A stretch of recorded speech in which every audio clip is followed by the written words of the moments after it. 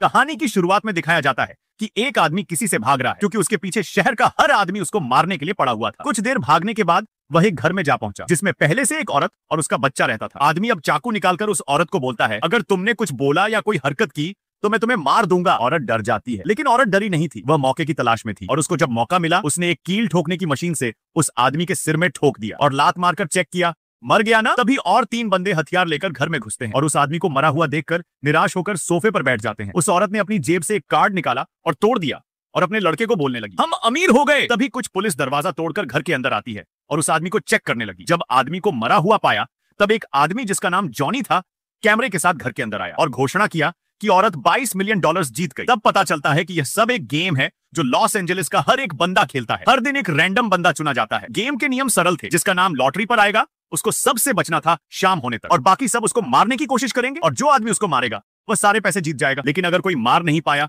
तो सारे पैसे उस इंसान को मिल जाएंगे, लेकिन मारने के लिए कोई पिस्तौल और बम इस्तेमाल नहीं कर सकता। तभी कहानी में केटी नाम की मुख्य किरदार पर ध्यान केंद्रित होता है जो बस से लॉस एंजल्स आ रही है। उसी बस में दिखाया जाता है कि एक आदमी अपनी बेटी के साथ बैठा हुआ था जो फोन पर अपनी पत्नी से लड़ाई कर रहा था क्योंकि उसकी पत्नी ने उन लोगों की बच्ची को अच्छे से एक्टिंग की प्रैक्टिस नहीं करवाई थी, इसलिए उसकी बेटी फेल हो गई और ऑडिशन में सेलेक्ट नहीं हुई और वह बच्ची को डांटने लगता है। ये सब देखकर केटी उस आदमी के पास गई और बोली, तुम बच्ची को फोर्स मत करो, उसको जो करने का मन है वही करने दो। तब आदमी बोला, तुम कौन होती हो ये सब मुझे बोलने के लिए? तब केटी ने बोला, मैं पुलिस ऑफिसर हूँ जो ड्यूटी पर नहीं हूँ और तुम्हें चाइल्ड अब्यूज के लिए गिरफ्तार कर सकती हूँ। आदमी डर गया और अपनी बच्ची को सॉरी बोला। केटी अपनी सीट पर आकर बैठ गई और तभी उसके पास बैठी हुई औरत बोली, तुम तो पुलिस नहीं दिखती। तब केटी ने बोला, हाँ मैं पुलिस नहीं हूँ, एक्टिंग कर रही थी, असल में एक्टर हूँ और यहाँ ऑडिशन के लिए आई हूँ। तब औरत केटी का हाथ पकड़कर बोलती है, तुम कर लोगी, अपने पर विश्वास रखो। और कुछ देर बाद उतर गई। कुछ देर बाद केटी अपने हाथ की तरफ देखती है और देखा कि वह औरत उसकी घड़ी चुराकर चली गई और वह उस औरत को कोसने लगी। केटी निराश होकर बस से बाहर देखती है और देखती है कि शहर में बहुत हलचल है। सब लोग सड़क पर बैठे हुए थे जो उधारी का खाना परोस रहे थे, कोई किसी को मार रहा था, कोई भी सरेआम दुकानें लूट रहा था, चारों तरफ गाड़ियों का जाम था। कुछ समझ न आने पर कैटी ने बस ड्राइवर से पूछा, ये सब क्या हो रहा है? ड्राइवर ने बस लॉटरी का दिन कहा, लेकिन कैटी को समझ में नहीं आया। वह अपने द्वारा बुक किए गए घर पर पहुंचती है और वहां सादी से मिलती है। सादी उसे घर दिखाता है, लेकिन कैटी को घर पसंद नहीं आता। तब कैटी सादी से पूछती है, मैंने तो ऐसा कमरा बुक नहीं किया था। तब सादी बोलती है, मैंने जानबूझकर सुंदर कमरे की तस्वीरें ऑनलाइन लगाई थी जिससे मैं ग्राहकों को फंसा सकूं। ये सब जानकर भी कैटी कुछ नहीं बोल सकी क्योंकि उस घर का किराया कम था और उसके पास ज्यादा पैसा भी नहीं था। तभी घर में सादी का बॉयफ्रेंड आता है और बोलने लगता है, कल का लॉटरी धांसू होगा क्योंकि लॉटरी प्राइस होगा पूरा 306 मिलियन का। ये सब सुनकर कैटी को कुछ समझ में नहीं आता और अपनी घर की चाबी सादी से मांगकर सो जाती है। अगले दिन अचानक उसकी नींद टूट जाती है क्योंकि उसके ऊपर पानी गिरने लगता है, लेकिन वह जब ध्यान से ऊपर देखती है तब पता चलता है, अरे ये तो पानी नहीं, ये तो ऊपर वालों के टॉयलेट का पानी है और उसी पानी की वजह से कैटी का सब ड्रेस खराब हो गया। अब उसके पास ऑडिशन के लिए ड्रेस नहीं बचा। कैटी गुस्से से सादी को फोन करती है और सारी बात बताती है। सादी उसको कहती है, गुस्सा मत हो, मेरा ड्रेस पहन लो जो मेरे रूम के अलमारी में है। कैटी उसके बाद सादी का एक अजीब ड्रेस पहने हुए ऑडिशन के लिए टैक्सी में बैठती है। जहां ऑडिशन हो रहा था वहां पहले से बहुत सारी लड़कियां ऑडिशन के लिए खड़ी थीं। तभी एक लड़की आई और बाहर जाकर केटी से 400 मांगी ऑडिशन के लिए। केटी ने कहा ऑनलाइन तो 200 था। लड़की ने कहा वो ऑनलाइन चार्ज था पर यहाँ आकर ऑडिशन देने के लिए 400 लेते हैं। केटी अंदर गई और ऑडिशन देने के लिए एक पर्ची निकाली। उस पर्ची में उसका डायलॉग लिखा था। गलती से उसकी जेब से एक कार्ड निकल गया। वह कार्ड अपने आप केटी की फिंगरप्रिंट और तस्वीर लेकर उसे लॉटरी गेम में रजिस्टर कर देता है। केटी ने ऑडिशन दिया पर सेलेक्ट नहीं हो पाई। वह बाहर जाने लगी। तभी सभी के कार्ड बजने लगे। विजेता केटी निकली। केटी को कुछ भी पता नहीं था। वहीं ऑडिशन देने वाली लड़कियों ने केटी पर हमला कर दिया। कोई कुर्सी उठाकर मारने लगा, कोई चाकू से, कोई सैंडल की एडेड ही से मारने लगा। केटी डर कर भागी और एक डोजो में छिप गई। अब उसे क्या पता था कि डोजो वाले भी उसे नहीं छोड़ेंगे। केटी किसी तरह उनसे बचने की कोशिश करने लगी। इसी बीच कराटे छात्रों का गुरु आया और बोला, मैं इसे मारूंगा। उसने केटी का पैर पकड़ा, घुमा घुमा कर फेंक दिया। केटी दीवार तोड़कर दूसरे कमरे में पहुंच गई। वहां सारी लड़कियां योगा कर रही थी। जब योगा करने वाली लड़कियों को पता चला केटी विजेता है तो वो लोग भी उसके पीछे पड़ गए। कराटे वाले भी उधर पहुंच गए। कराटे मास्टर केटी को पकड़ लेता है और गला दबा के बोलता है, आज मैं अमीर हो जाऊंगा। तभी नोएल आता है जो फिल्म का सेकंड मेन कैरेक्टर है। नोएल दौड़ के जाकर कराटे मास्टर को जोर से धक्का दिया और वो दीवार में घुसा दिया। तब नोएल केटी की तरफ हाथ बढ़ा के बोलता है, डरो मत, मैं बॉडीगार्ड हूँ। अगर तुम मुझे तुम्हारी जीती हुई पैसों से 10% देते हो तो मैं तुम्हें बचा लूंगा। केटी बोलती है, अरे 10% नहीं, पूरा रख लो पर मुझे बचा लो। उसी टाइम नोएल केटी को स्कूल बैग की तरह पीछे बांध लेता है जिससे नोएल केटी को सबसे बचा पाए। नोएल एक एक करके सबको मार देता है। तभी एक हड्डियों ढांचा वाला इंसान वहां आता है। उसे देख के नोएल बोलता, तू बेटा इधर से निकल, अगर मैं तुझे मारूंगा तो मुझे ही तरस आएगा। ये सुन के वो लड़का भाग जाता है।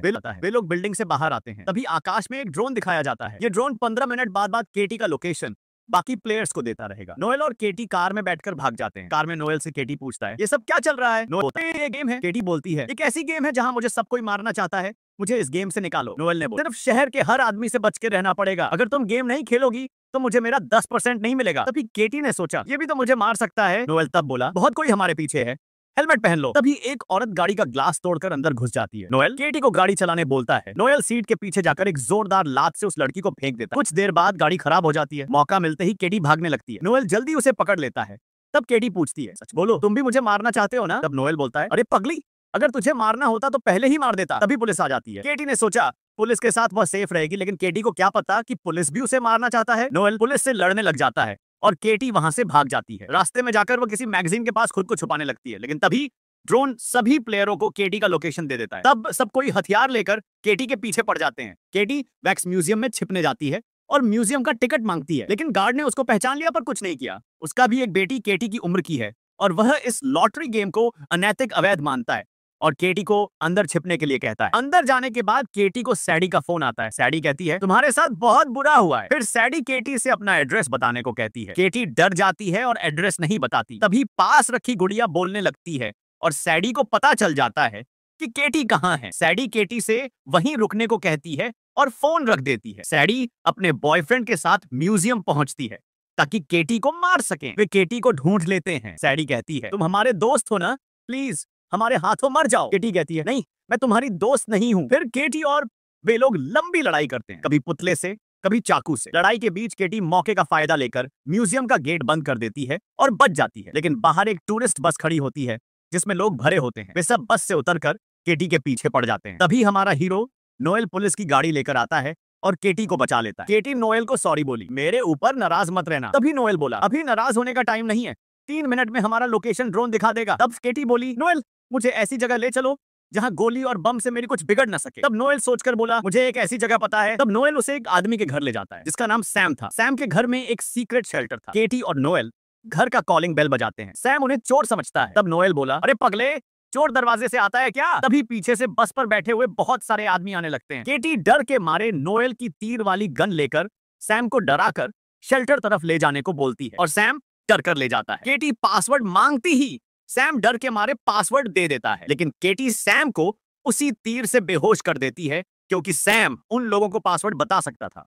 केटी और नोएल कमरे में बैठे थे, करने के लिए कुछ नहीं था, इसलिए दोनों एक दूसरे से अपने बारे में बातें करने लगे। केटी अपनी एक्टिंग की जर्नी के बारे में बताने लगी और बोली, शायद इस करियर में मेरा कोई फ्यूचर नहीं है। वो नोएल से पूछती है, तुम तो मुझे मार सकते थे, फिर क्यों नहीं मारा? नोएल बोला, मेरे लिए पैसे से ज्यादा लोगों की जिंदगी कीमती है। तभी वहां सैडी और उसका बॉयफ्रेंड भी आ जाते हैं। सैडी दिमाग लगाकर सैम को स्विमिंग पूल में फेंक देती है उसे होश में लाने के लिए। सैम के होश में आते ही सैडी पासवर्ड जान लेती है। ये सब कैमरे पर देखकर केटी और नोएल घबरा जाते हैं। तभी नोएल ने अपने दोस्त को फोन किया और कहा, मेरी लोकेशन पर जितने भी फोन हैं उन सबको हैक करो। हैक करने के बाद सबके फोन पर धमाका कर दो। दोस्त ने वैसा ही किया। सभी फोन फट गए और खराब हो गए। लोग घबरा गए और वे दोनों घर से बाहर आ गए। तभी उन्होंने देखा कि कुछ लोग बंदूकें और एक गाड़ी लेकर बाहर खड़े हैं। उन लोगों ने केटी से कहा, तुम हमारे साथ चलो वरना हम तुम्हें यहीं मार देंगे। केटी मान जाती है, लेकिन कहती है, मेरा बॉडीगार्ड भी मेरे साथ जाएगा। दोनों गाड़ी से कहीं जा रहे थे, लेकिन उन्हें पता नहीं था कि उन्हें कहां ले जाया जा रहा। तभी गाड़ी एक एजेंसी के सामने रुकी। एजेंसी का मालिक लुइस आ गया और केटी से पूछता है, तुम कैसे जिंदा हो? वो बताता है कि बाकी सभी तो लगभग 15 मिनट के अंदर मर गए थे। केटी ने लुइस से कहा, मैं मर जाती अगर मेरा बॉडीगार्ड नहीं होता। लुइस बोला, मैं तुम्हें नोएल से भी ज्यादा सुरक्षित रखूंगा, लेकिन मुझे इनाम की राशि का 30% चाहिए। केटी और नोएल मान जाते हैं। फिर दोनों को इलाज कराने के लिए मेडिकल फैसिलिटी ले जाया गया। चेकअप के दौरान केटी नोएल को अपने पिताजी के बारे में बताती है जो उसे बचपन में छोड़कर चले गए थे। नोएल बोलता है, बाहर जो लुइस को देखा ना, वो एक समय हम दोनों मिलिट्री में हुआ करते थे। मुझे एक मिशन मिला था, लेकिन मैंने वो नहीं किया। लुइस और बाकी साथी उस मिशन पर गए और सिर्फ लुइस ही वहां से जिंदा बचा। लुइस हमारी टीम के सदस्यों की मौत का जिम्मेदार मुझे मानता है और तब से वह मुझसे बात नहीं करता। तभी वहां एक लड़की आती है और कहती है कि वह केटी को जिंदा रखने के लिए एक सुरक्षित जगह पर ले जाएगी और केटी अपना पहचान छुपाने के लिए किसी मशीन में अपना मुंह रखकर अपना चेहरा बदलवा ले। इससे केटी का चेहरा बदल जाएगा। वैसे भी ऐसा ही हुआ। अब केटी का चेहरा किसी आदमी जैसा था, लेकिन नोएल को शक होता है और वह केटी से कहता है लुइस शायद तुम्हें कहीं और लेकर जाकर मारना चाहता है। केटी को उस बात पर विश्वास नहीं हुआ। तभी वहां लुइस आ जाता है और कहता है ड्रोन ने हमारी लोकेशन सबको भेज दी है, हमें जाना पड़ेगा। सब जल्दी से पार्किंग की ओर जाने लगते हैं। तब लुइस कहता है केटी और नोएल दोनों अलग अलग गाड़ियों में चलो ताकि लोगों का ध्यान बंट सके। यह बात सुनकर केटी को समझ में आ जाता है कि नोएल शायद सच ही बोल रहा था। तभी केटी ने लुइस के नीचे मार दिया। उसी समय भीड़ के लोग केटी को मारने के लिए दरवाजा तोड़कर अंदर आ जाते हैं, लेकिन किसी ने केटी को पहचान नहीं पाया। मौका देखकर केटी लुइस की कार लेकर भाग जाती है, लेकिन नोएल भाग नहीं पाता। लुइस नोएल को बहुत मारता है। जब कैटी गाड़ी लेकर भाग जाती है और गेम खत्म होने में कुछ ही देर बाकी होती है, तभी लुइस कैटी को फोन करता है और उसे ब्लैकमेल करने लगता है। वो कहता है अगर तुम शहर के बीच वाले थिएटर में नहीं आई तो मैं नोएल को मार दूंगा। कैटी ने फैसला किया अगर मैं जिंदा हूं तो नोएल की वजह से हूं, अगर नोएल नहीं होता तो मैं जिंदा नहीं होती। इसलिए कैटी ने उसे बचाने का निर्णय लिया। कैटी थिएटर पहुंचती है और साथ में एक मोटी सी नेल गन लेकर अंदर जाती है। अंदर जाकर वह देखती है कि लुइस ने नोएल को कुर्सी से बांध रखा है। कैटी लुइस से कहती है नोएल को जाने दो। लुइस मना कर देता है। तब कैटी कहने लगती है अगर तुम उसे नहीं छोड़ोगे तो मैं खुद को मार डालूंगी। लुइस हंसता है और बोलता है हाँ मार डालो, मैं उस गन से तुम्हारे फिंगरप्रिंट मिटाकर अपने फिंगरप्रिंट लगा दूंगा। कैटी बोली इतना आसान नहीं, मैं इंस्टाग्राम पे लाइव हूँ जहाँ सब लोग मुझे लाइव देख रहे हैं। लुइस डर जाता है और नोएल की तरफ चाबियां फेंक देता है और कैटी से गन मांगता है। कैटी उसे गन देने ही वाली थी कि तभी कैटी ने लुइस पर एक जोरदार लात से वार कर उसे गिरा दिया। अब सबको पता चल गया कि कैटी कहाँ है, इसीलिए सब लोग वहां पहुंच जाते हैं। सबसे पहले बस वाला आदमी आता है, उसके बाद डायरेक्टर और उसका असिस्टेंट, फिर पुतला भी आ जाता है और वे सब कैटी को मारने के लिए उस पर टूट पड़ते हैं। नोएल अभी भी कुर्सी से बंधा हुआ था, इसलिए मदद नहीं कर पा रहा था। उसी समय पुलिस भी पहुंच जाती है। कैटी सबको चकमा देकर नोएल की मदद करने चली जाती है। तभी लुइस उसकी बाह पकड़ लेता है। नोएल अपनी ताकत से कुर्सी तोड़ देता है और कैटी से भागने को कहता है। तभी सैडी सामने आ जाता है। कैटी उसे हराकर भाग निकलती है। उस समय और भी लोग आने लगते हैं। नोएल चिल्लाकर कहता है कि तुम्हें 4 मिनट में भागना है, ऊपर चढ़ जाओ। कैटी ऊपर चढ़ती है, लेकिन उसके पीछे वह चोर आंटी भी पीछा कर रही होती है। कैटी ने उसे लात से मारकर गिरा दिया, कोई और ऊपर न चढ़ पाए, इसलिए नोएल सीढ़ी फेंकने लगता है, लेकिन लुइस अपने आदमियों के सहारे उठ खड़ा हो जाता है। उसी समय कुछ कैटी के फैन भी वहां पहुंच जाते हैं। वे लोग आकर कैटी का हौसला बढ़ाने लगते हैं। कैटी ऊपर चढ़ जाती है और लुइस भी उसके पीछे ऊपर पहुंच जाता है। वहां दोनों के बीच थोड़ी लड़ाई होती है। लुइस कैटी को धक्का देकर गिरा देता है, लेकिन कैटी खुद को संभाल लेती है। फिर कैटी अपने हाथ में एक पिन दिखाती है जो लुइस की जेब में रखे बम का पिन था। उस बम के धमाके में लुइस मारा जाता है। बम के धमाके से कैटी नीचे गिरने लगती है, लेकिन उसी वक्त उसके फैन नीचे चादर बिछाकर उसे बचा लेते हैं। समय खत्म हो जाता है और कैटी जीत जाती है। कैटी अपना कार्ड फाड़ देती है। कार्ड फाड़ने के बाद पुलिस और जॉनी वहां पहुंचते हैं और घोषणा करते हैं कि कैटी ने 3.6 बिलियन की इनामी राशि जीत ली है। कैटी उस पैसे का 50% नोएल को दे देती है। 6 महीने बाद दिखाया जाता है कि दोनों मिलकर एक प्रोटेक्ट विनर एजेंसी खोलते हैं, साथ ही एक सेल्फ डिफेंस स्कूल और बच्चों के लिए एक स्कूल भी शुरू करते हैं। अंत में दोनों को एक जहाज पर दिखाया जाता है जहां वे सुकून भरी जिंदगी बिता रहे होते हैं, जहां वे सुकून भरी उम्र आई।